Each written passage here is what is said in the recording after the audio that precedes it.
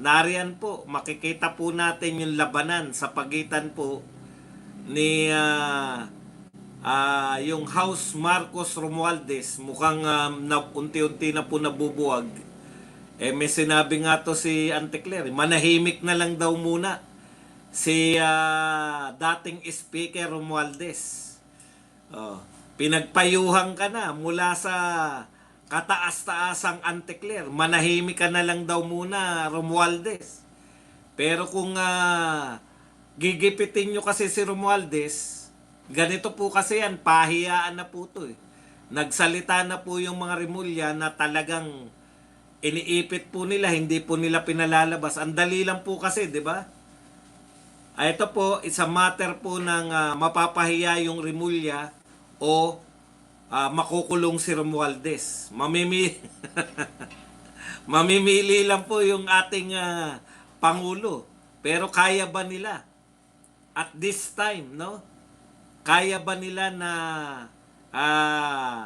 antindi po ng power na hawak ng mga Rimulya ngayon? Hindi po ako nang intriga. Ito po yung nababasa natin. Di ba? Si Rimulya po ang nag-request sa Sandigan Bayan na hindi palabasin. Ngayon po meron pong provisionary order na talagang bantayan po to si Romualdez. Titignan po natin yan kasi very alive po yan. Pero nagsimula na po yung siraan, nagsimula na po yan, no? Yan. Ngayon po, nagsalita na po yung DOJ na wala po silang ebidensya na talagang si Saldico ay nakakulong. Alam niyo po, imposible yung sinasabi kahit sino po ang magsalita na parang hindi magkakaroon ng hindi magkakaroon ng picture man lang. Sabi nga, wag na yung pagkahuli, wag na yung mga video sa pagkahuli. Yun na lang dumalaw yung ating ambassador. Magpakita po na dumalaw doon yung ambassador. Hindi na, alam niyo po, hindi po to krimen ang kaso po ni Saldico hindi po katago-tago eh. Hindi po yan lihim na spy ba si Saldico para itago po yung pagkakadetene niya, no? Hindi po to matter of security ng Czech Republic, no? Wala pong involved dito na national security para ilihim po nila na walang opisyal na pahayag mula hanggang ngayon sa Czech Republic. Kaya po, halo-halo na po yung kwento ko.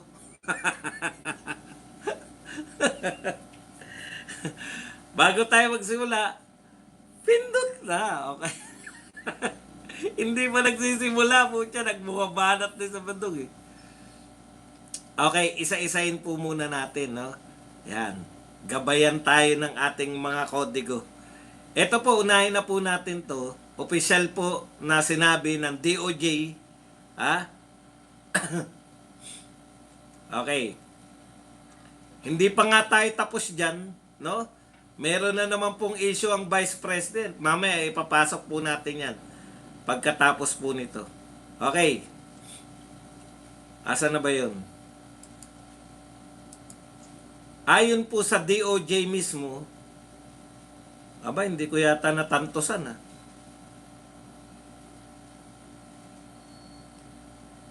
ay wala pa pong opisyal o wala po talaga silang makukumpirma. Hindi po nila makukumpirma ng opisyal mula po sa Czech Republic. Wala rin pong picture mula po sa ating dahil bawal daw yun o etc. Yung proof, hindi po sila daw makakapagbigay di umano ng proof na talagang si Saldico ay nakulong o nadetine dahil po sa nasa Batcherian. Yan lang naman po yung balita natin. Bakit ba hindi nyo aminin na yung una nagbalita niyan ay hindi siya sigurado? Eto po, kada lumalakad po yung araw na wala kayong napapakita na pruweba Prueba na po eh. Imaginein po ninyo. Prueba. Ha? Imaginein po ninyo, ang laki pong balita sa Pilipinas, nahuli si Saldico, tapos walang prueba ni opisyal man lang, kahit sino po na taga Czech Republic. Bakit po nila ililihim yan? Kung totoo po yung naganap. Di po ba? Illegal po ba yung pagkakadakip nila kay Saldico? Bakit kinakailangan pong ilihim? Yun po yung katakataka dun eh. Kahit na po anong pagtatakip po ninyo, simple lang. Kahit po, sabi ko nga, ang suggestion ko nga, di ba? O, tapos na sila. Kinover na ng mga reporter yung tapos na po yung pronouncement ng OLATS na po si Tatay Digong sa ICC. Maanong lumipat man lang kayo sa Czech Republic at magtanong kayo kahit sino. Totoo bang may nahuling Elizalde ko rito? Kaya po, Mr. President, hindi po kayo una, pinagdududahan na po lahat ng sinasabi nyo, may trust issue na. Tapos hindi pa kayo nagbibigay ng pruweba. Tapos ngayon, hinihiling po kayo na sumagot na sa request na kayo ay magpa-hair follicle test. Alam po ninyo, yung mga kakilala po namin na meron po silang mga pangyayaring sila lang ang nakakaalam. Marami po sa amin yan. Addict po ang tawag namin. Addict po yung tawag doon. Nakakakita sila. Nakakasaksi sila ng mga sila lang yung nakakasaksi. Mga panyanyaring sila lang ang nakakasaksi. Addict po ang tawag sa amin yan. Nagtitrip. Diba? Uy, may lumanding na spaceship. Nagtitrip yung addict. Kaya po niya nasasabi yun. O ngayon po, wala po kaming binibintang. Hindi namin sinasabi na kayo to ay nagtitrip. Pero por 10%, ito po ay binalita ng SMNI o katiwa-tiwala po yan na wala pong pruweba hanggang ngayon ng DOJ. Okay, punta na po tayo sa ibang balita. Nako, ito na po, nangangamoy na talaga yung laglagan. Ang inaabangan ko po, paano po yung media magbabanat Ito po, bumanat na po ang Rappler. Binanata na po. Si Martin Romualdez. Ito po ang unang banat kay Martin. A house in the posh Forbes Park Village in Makati was bought in 2023 for 1.67 billion by a company that ultimately links to Leyte 1st District Representative Martin Romualdez. Labasan na po ng baho to. Who was House Speaker at the time, Rappler has found. Lawyer Jose Raulito Paras, Romualdez paternity brother and known business associate, owns the company that brought the Forbes property. 1.67 billion ang halaga. Ito na po yung first blood. Durugan na po to. Paano po babawi ang media nila Martin Romualdez? Maghintay lang kayo. Nakakadalawa na po. Nagpa-interview naman in-interview naman si Chanco. Sinagot niya po, pinagtanggol niya po si BBM mula po dito sa banat ng kanyang pinsan na si Martin. Sabi po, ang ganda ng sagot din no? Kaya popcorn tayo. Popcorn po tayo. Ma-update po kayo dito lagi sa nagaganap na labanan sa pagitan ng Marcos, Romualdez, Remulla, Paksyon. Updated po tayo dyan. At hindi po to updated na chismis. Updated po to ng mga balita mismo. Dito na tayo. Wag na po kayong pumunta kung... hindi, idagdag nyo lang po ako. Idagdag nyo po ako para araw-araw tayong updated.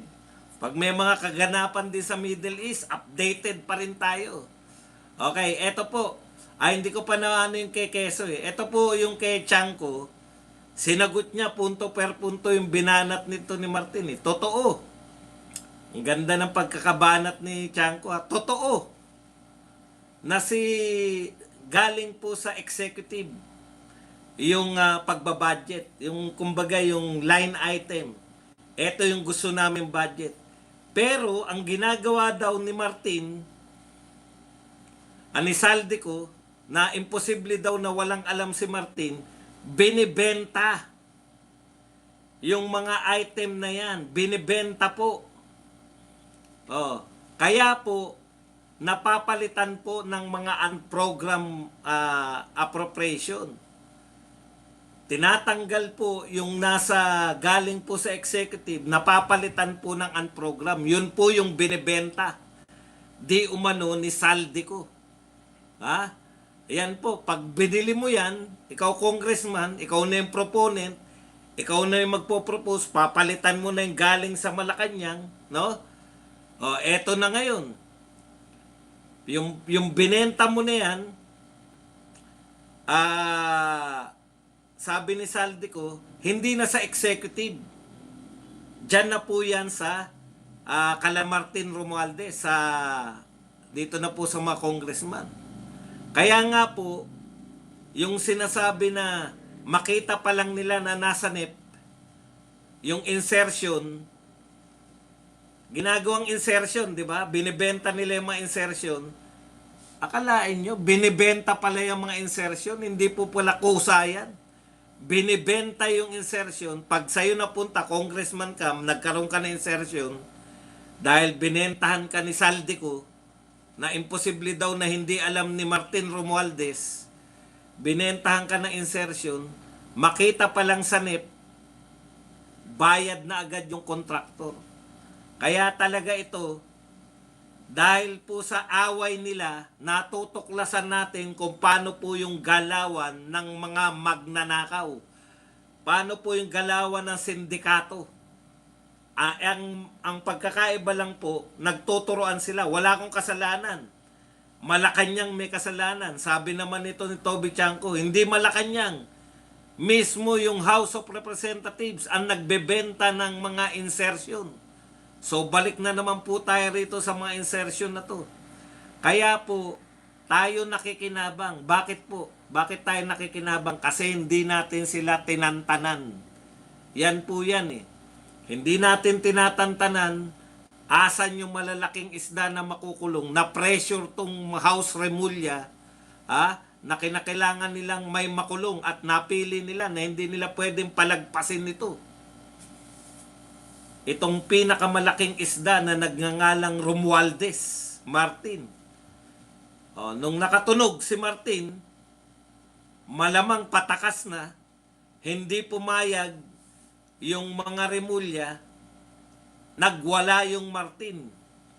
Pag ako, tinabla nyo, damay-damay tayo. Kaya po, biglang nagsimba. Sa Manawag ba yun? Sa Manawag ba yung mag-asawa, nagdasal bigla? Antindi ng problema na yan. Kasabay pa po,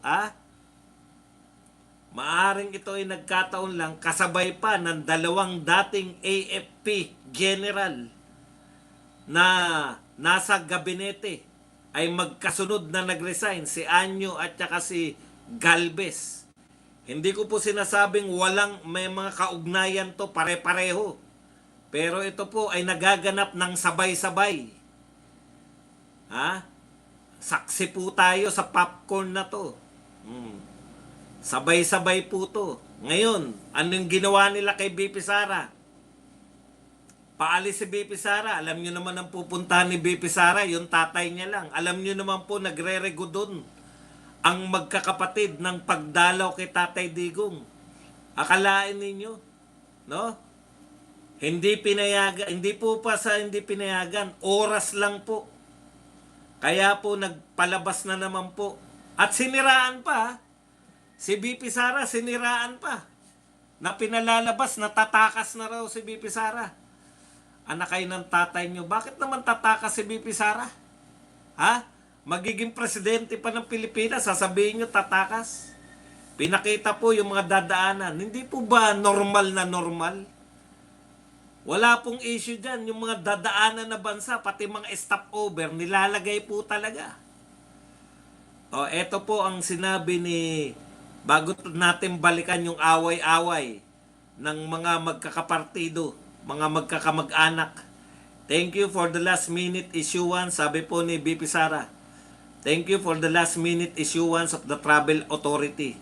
I regret to inform you that the plans have since changed due to uncertainty as to whether I will be permitted to depart. You will be receiving a new request soon.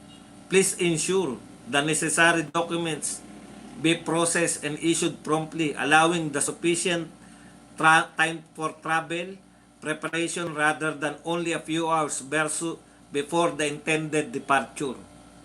Kalain nyo, ilang oras na lang bago umalis si BP Sara, tsaka nyo ibibigay yung travel authority. Kinancel na tuloy ni BP Sara yung baka iniisip niya na hindi siya pinayagan. Talagang dumadagdag kayo eh. Dinadagdagan yung galit ng mga tao eh. Gusto nyo magwala yung mga Duterte. Okay, ano pa po? Bago tayo pumunta dun sa main topic natin ha. Kay Trillanes tsaka dyan sa AMLAC.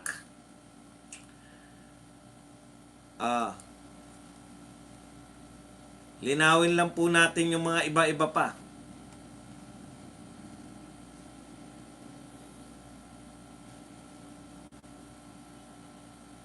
Okay, eto naman po. Nako, naawa po. Akala ko ang buong projection namin, eto po, basahin lang natin yung kay Kiko Pangilinan. Para po itong si Risa Ontiveros, niloloko rin pala ni Risa Ontiveros, pati itong mga kakamping, no? Ito po ang sinabi ni Kiko Pangilinan. I hope I am wrong, but Leny's refusal to run may create a leadership vacuum that I am afraid cannot be adequately filled by other contenders. Sabi niya, sana mali ako, pero yung pagtutol ni Leni Robredo na tumakbo sa 2028 election ay nag-create ng leadership vacuum na hindi kayang palitan ng kahit sino, kahit po si Risa Ontiveros. Siyempre, dinagdag ko lang si Risa. This in turn could lead to disunity amongst our ranks and the splintering of not just our forces but of all potential allies outside our ranks. So ito po ay pag-amin ni Kiko Pangilinan na mabubuwag na po yung magkakakampi dahil yung kanilang pambato na si Leni, napaka-continue na ngang dilawan at kakamping. Kasi po, kahit po yung Makabayan Black, pwedeng kumampi pag si Leni. Pero si Risa Ontiveros, teka muna. Putya, kung si Risa Ontiveros lang din ang patatakbuhin, di patakbuhin na lang namin si si Calyodi na lang. Baka mas mataas pa maging boto ni Calyodi dyan. O kaya, kung hindi po si Calyodi, si ano na lang, si Franz Castro. Bakit naman papayag yung Makabayan Black? Kung si Risa rin lang, alam naman nila na mahina, banban. Kaya po, goodbye na po dito po sa mga puwersa ng mga dilawan, kakamping. Pasensya na kayo. Talagang ganun umayaw si Leni. Pero syempre, hindi natin alam yan kung matutuloy ba yan si Leni o hindi. Okay, eto po, punta na po tayo rito. Alam nyo, maganda po itong mga talakayin natin. Sa totoo, hindi po yung haka-haka. Magtototohanan po tayo rito sa lintik na amlak-amlak na yan. Okay, alam nyo, diskarte nila yan Pinatagal nila, inisa-isa mula 2005, eto pera nila, eto naging transaksyon, inunti-unti, di ba? Sasalin muna tayo ulit. Wala pong napatunayan sa salin. Ang patutunayan kasi sa salin, mga kapatid, para saan ba yung salin? Kaya po ginagamit yan para makasuhan yung isang government employee. Gobyerno lang po yan. Ang isang government employee, ipinagpapalagay po na may unexplained wealth ka kung biglang lumobo yung pera mo. Unexplained wealth yun kung wala ka namang pinagkikitaan kundi pagiging government official mo. So, ibig sabihin, madaling kwentahin eh. Yumaman ka ng 100 million. Paano mo kikitain yan bilang Vice President? So, magkukwenta. Sa 3 taon na pagiging Vice President, magkano yung sweldo? O, madali. So, ibig sabihin, kung may iba kang, kung lumaki yung pera mo, nagnakaw ka sa gobyerno. Pero ano po ang napatunayan ng SALN? Ang napatunayan po ng SALN, ngayon lang po ako personally, ngayon ko lang nalaman, marami palang negosyo sila BP Sara. Kung marami po silang negosyo, ibig sabihin, pwede talaga silang yumaman. Pwede talagang magkaroon ng pera. So, nadibang po dahil po sa paglalantad nila ng SALN at nakalagay doon yung mga negosyo ni BP Sara sa SALN, nadibang na po yung unexplained wealth. Pwede kang yumaman dahil may mga negosyo sila. Ang buong akala ko, yung negosyo lang nila, yung Carpio Duterte Law Firm. Kulang kayo, wala pa tayo dyan. Wala pa tayo kay Trillanes, kulang kayo. Dito pa lang tayo sa SALN eh. Okay. Sa madaling salita, tapos yung SALN, wala pong issue dyan. Eto po kasi, alam po nila yan. Kaya nga po, nilalantad po nila ngayon sa hearing. Kaya nga po, ang ginagawa nila, sasagot ba ang ating Vice President? Mr. Comsec, Comsec, pasagutin natin ang Vice President. Pasensya na po kayo. Absent po ang Vice President. Di ba? Absent yung Vice President. So, hindi makakasagot. Hindi niya, binigyan natin siya ng pagkakataon. Pero ayaw niyang sagutin. Drama, di ba? Drama yan. Tanong, karapatan ba ng Vice President na hindi dumalo? Pwede, karapatan niya pong hindi dumalo. So wala pong usapin. Kaya drama lang yan. Ngayon, kung alam nila, imposible pong hindi po nila alam yan. Nakapaghanda nga si Chua di ba? Napaghandaan niya na nga yung mga itatanong. Alam na po nila yan na yan yung laman. Ngayon, ang atake po nila, para palabasin po na yumaman ng mga Duterte, yan. Tapos ang konklusyon pa, yung asawa ni Barbers, ang sinasabi pa, paano po kaya yumaman, paano po kaya taon-taon nagkakaroon ng bagong negosyo yung mga Duterte? Wala pong problema dun. Kung nagkaroon ng bagong negosyo, anong problema? Basta yan ba ay pinasok sa SEC, inirehistro sa DTI yung negosyo, legal po yan. So, ang tinatanong na bakit taon-taon nadadagdagan pati negosyo? Normal po sa negosyante na makaisip pa ng bagong pagkikitaan. Di po ba? Okay. Parang ako, vlogger. Bakit ang dami kong channel? Vlogger ako eh. Pag nagkaroon ka pala ng ibang channel, kikita ka na naman. So, tayo ka ng tayo hanggang hindi ko na kinaya. Ano pa i-content ko doon sa iba? Subong-subo na ako. Di ba? Ikaw na mismo yung kusang susuko. Okay. Sir, kung nanood kayo ng hearing, halos lahat ng negosyo nila nalugi. Ako po, nanood po ako ng hearing, maliban na lang nung panahon na ng hanggang doon po sa anong tawag doon?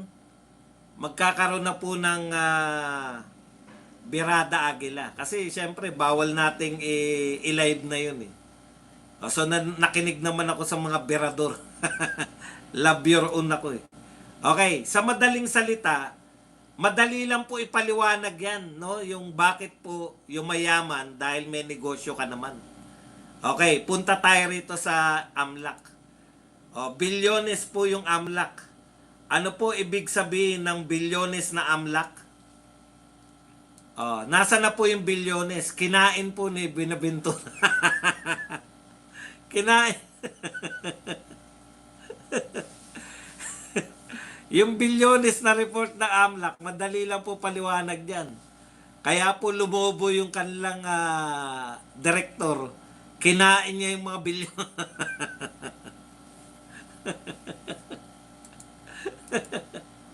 Okay, wag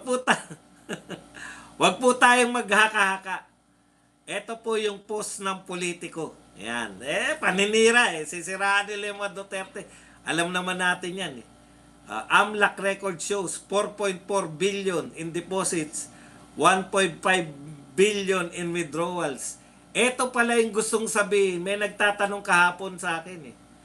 Boss Baz, ano nangyari dun sa 2.9 billion? Kaya pala 2.9 billion siya ng 2.9 billion. Ito pala yun. No? Okay. Sabi ni Tinyo, fans pala ni Tinyo yun eh. Yung nagtatanong kahapon. Hindi niya lang masabi to, nasabi ni Tinyo. Kasi pag sinabi ni Tinyo, ang gusto kasi niya, ang akala ko kasi tinatanong, billion po yung naging transaction. Normal lang po yung billion kasi milyonaryo kayo eh. Million po yung negosyo. Okay. Ngayon, tanggap nyo na pag sinabing transaction, maski yung withdraw, maski yung dineposito, transaction ang tawag dyan.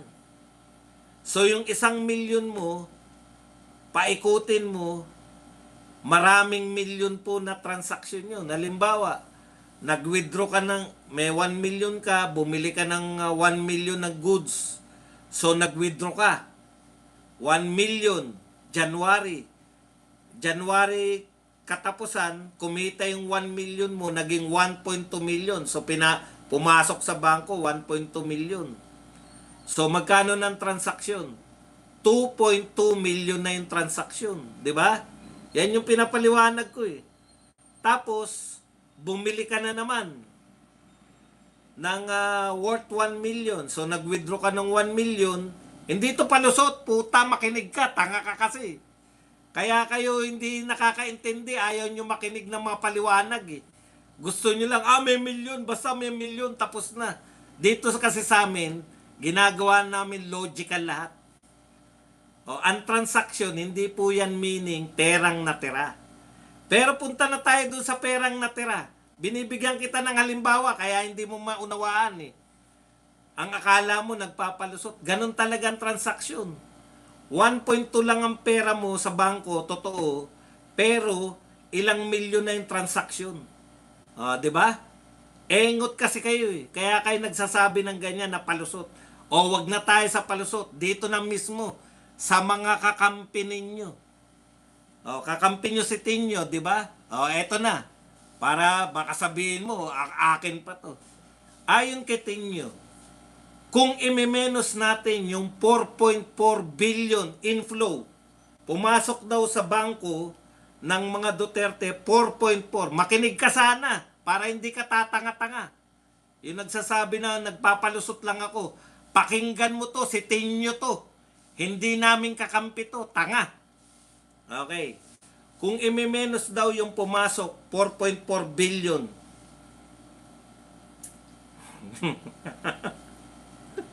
wala na yung losartan, makinig ka lang. Losartan ka pa nalalaman, makinig ka lang para hindi ka tatanga-tanga. Si Tinyo na nga, ayaw mo pang pakinggan. Pumasok 4.4 billion, di ba? Okay. Nag-withdraw daw na 1.5 billion. So, roughly, sabi ni Tinyo, may 2.9 billion na natira. Di ba? Tama eh. Tama si Tinyo. 4.4 billion na pumasok, 1.5 billion na lumabas. So roughly, sa kwenta ni Tinyo, may 2.9 billion na natira. So dapat, nasa salin yan. Di ba? 2.9 billion. Ngayon, tinanong niya ngayon si Amlak, yung si Bobby. Okay. Tama po bang sabihin na dahil mas malaki yung pumasok kaysa lumabas, merong at least 2.9 billion na nananatili pa sa account? Pwede po ba yung ganong interpretasyon? Sagot ni Tinyo yan, ha? Ano po sagot ni Baboy na taga-Amlak?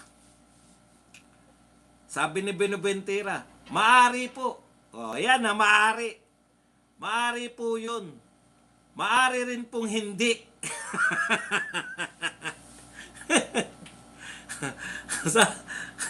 Ang ganda ng tanong, ha? Pwede po bang sabihin na 2.9 may natira? Sabi po ni Bobby, maari po yun. Pero maaari din pong hindi. Kasi po yung reports na to, ito lang po yung mahigit sa 500,000. So, ibig sabihin, ito na yung paliwanag ng matinong malahenyong si Badong. Ibig sabihin, si Buenaventura mismo, hindi siya sigurado. Bakit? Bakit hindi siya sigurado? Ang dali lang kwentahin sa katulad ni Tinyo. 4.5 yung pumasok, ay 4.4 yung pumasok, 1.5 yung winidraw, may natirang 2.9. Tama po ba yun? Maaring tama yan. Maari ring hindi tama, sabi ni Bobby Buenaventura. Bakit hindi pwedeng tama? Kasi ang sabi niya, 500,000 lang kasi ang pinag-uusapan natin transaksyon. Ano po yung ibig sabihin niyan? Ang ibig sabihin po niyan, yung nire-report po ng mga bangko na pumapasok at lumalabas o anuman transaksyon, yung nire-report lang po nila sa AMLAC, 500,000 lang na transaksyon. Okay.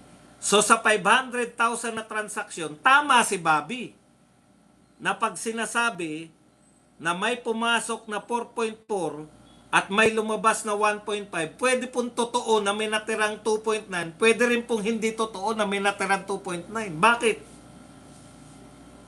Kasi hindi naman po lahat ng transaksyon ay 500,000 ang halaga. Sana nakikinig ka pa, di ba? Yan ang hirap sa mga tao na to eh. Ayaw nila makikinig ng katwiran na mula mismo sa mga kinukot nila. Kinukot nyo to si Bobby. Di ba? Bobby Buenaventura. Okay. So ano po ang paliwanag niyan? Ang paliwanag po niyan, halimbawa po, nag-withdraw ka ng less than 500. Pwede po ba mag-withdraw ng less than 500? Pwedeng pwede. Kung pasasweldohin mo lang, 10 tao, ang magkano bang ang swelduhan ngayon? Palagay nyo ng 30,000. Para sa pasweldong 10 tao, 30,000, ang lumabas lang sa pera, 300,000. 10 tao eh. Mataas na sigurong pasweldo yung 30,000. Di ba? Sa isang negosyo nila, may 10 tauhan sila, 300,000 lang yung winidraw. So, hindi po yun papasok sa winidraw dyan sa AMLAC. Bakit po? Kasi ang pumapasok lang po sa AMLAC, nire-report lang po sa AMLAC, yung mga withdrawal na mahigit 500,000. Yung less than 500,000, hindi na po papasok. Nagpakarga sila ng mga gasolina nila. Alam nyo po ngayon, panay bank transaction. Ang hindi lang po nagbabank transaction ng mga negosyante, yun pong mga illegal, mga maleta po ang pinag-uusapan. So, ibig sabihin, nagpagasolina sila ng 100,000 sa 10 sasakyan. Nag-withdraw ng 100,000. Hindi po yun papasok dun sa winidraw dahil 500,000 po yung kinakailangan bago ma-report. Nag-withdraw na naman, bumili ng bulaklak o kung ano man yung binili. Wala pang 500,000. Oh, bumili siya ng may isdaan eh, di ba? Oh, bumili ng putya, meron ba 500,000 pang restaurant? Araw-araw 500,000. Walang 500,000. Hindi po kasama 'yun sa nire-report sa AMLAC.